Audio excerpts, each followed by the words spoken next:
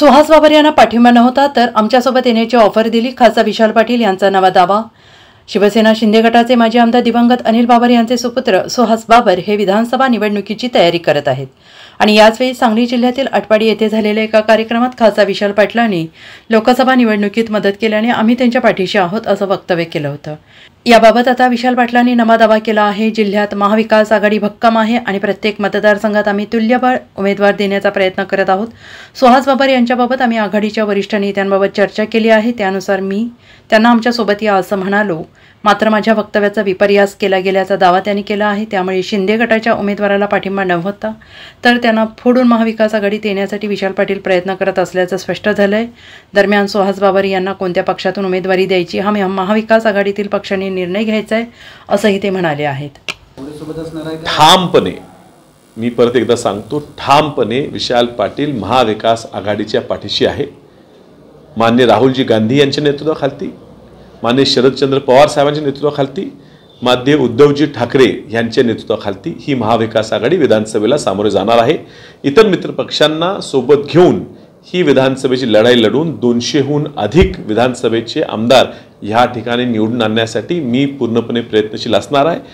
ह्या ठिकाणी पुन्हा पुरोगामी विचाराची सरकार ह्या ठिकाणी यावं ह्यासाठी जे काय करावं लागते ते मी करणार आहे. आणि त्यातला प्रामुख्याचा भाग हाच आहे की ज्या ठिकाणी आपल्याकडे सक्षम उमेदवार नाही त्या ठिकाणी समोरचा सक्षम उमेदवार जो आपल्या पुरोगामी विचाराला मानणाऱ्यांपैकी असेल अशाला आपल्याकडे घेऊन त्याला ताकद देऊन त्याला उभं करून भाजपला सत्तेतनं घालवण्यासाठी माझंही लहान का असणं सहकार्य असलं पाहिजे. सुहास बाबरांना तुम्ही जो जाहीर पाठिंबा दिलेला आहे तो त्याला काय म्हणायचं? मी सुहास बाबरांना जाहीर पाठिंबा नसून जाहीर निमंत्रण दिलं. तुम्ही सगळ्यांनी माझं काही वक्तव्य दाखवलं. हा कार्यक्रम प्रेसचा नव्हता, हा कार्यक्रम जाहीर कार्यक्रम होता आणि जाहीर कार्यक्रमात मी तेच सांगितलं. पुन्हा एकदा रेकॉर्डेड भाषण आहे, तुम्ही वाचून बघा. त्यांना मी शुभेच्छा दिल्या की तुमच्या वडिलांनंतर तुम्हालाही लोकांचं प्रेम मिळावं, तुम्ही आमच्याकडून येणारी विधानसभा लढावी. ज्या अडचणी आहेत त्या मी सोडवून घेतलेल्या आहेत. अडचणी म्हणजे हित आमच्या आघाडीत येण्याबद्दल जे काय अडचणी आहेत त्या मी सोडवून घेतल्या आहेत. तुम्हाला हित येण्यापासून तुमच्या पक्षाचे कुणीतरी विरोध दर्शवतात, मात्र मी तुमच्या पाठीमागे ठामपणे उभा आहे. तुम्ही आम्हाला ज्या लोकांनी प्रेम दिले त्या लोकांना परत प्रेम द्यायचं आम्हाला कळते आणि म्हणून आम्ही तुमच्या पाठीशी आहे. तुम्ही ठामपणे हा महाविकास आघाडीकडे येऊन लढायचा निर्णय लवकर घ्या. हा स्पष्ट भाषण आहे. त्याचा तुम्ही काही लोकांनी वेगळा अर्थ समजून घेतला. कदाचित आमच्या काही मित्रपक्षांच्या लोकांना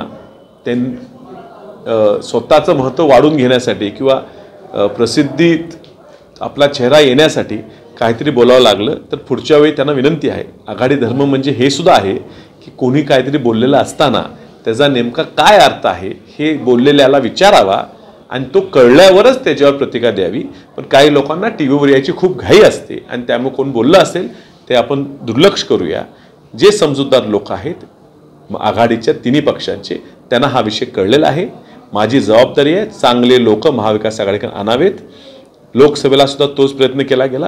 निलेश लंके साहेब हे महायुतीत गेले होते, अजितदादांच्या पक्षात त्यांनी बरोबर राहिले होते. त्यांना आपण आमच्याकडे घेऊन महाविकास आघाडीतनं खासदार केलं. बजरंगाप्पा सोनवणे पण तिथे गेले होते, त्यांना आमच्याकडे घेऊन आम्ही त्यांना लोकसभेचं खासदार केलं. धैर्यशील मोहिते पाटील तर भाजपमध्ये गेले होते, त्यांना भाजपातनं घेऊन आमच्या विचाराचे असल्यामुळे मूळ वसंतदादांचे विचाराचे असल्यामुळे त्यांना आम्ही खासदार केलं.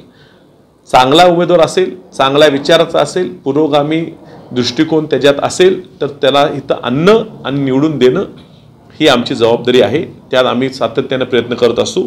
जर मित्रपक्षांच्या काही लोकांना ते मान्य नसेल तर ते प्रयत्न मी थांबवायला तयार आहे. मात्र मी माझ्या विचाराशी ठाम आहे.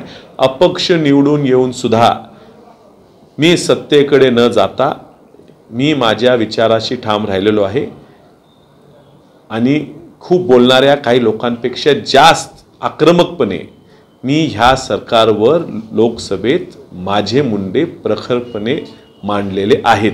ते माझ्या एकनिष्ठते वर किंवा माझ्या आपल्या ह्या विचाराच्या निष्ठेबद्दल कुणी प्रश्नचिन्ह उपस्थित करू नये. Bureau report, SBN Marathi, Sangli.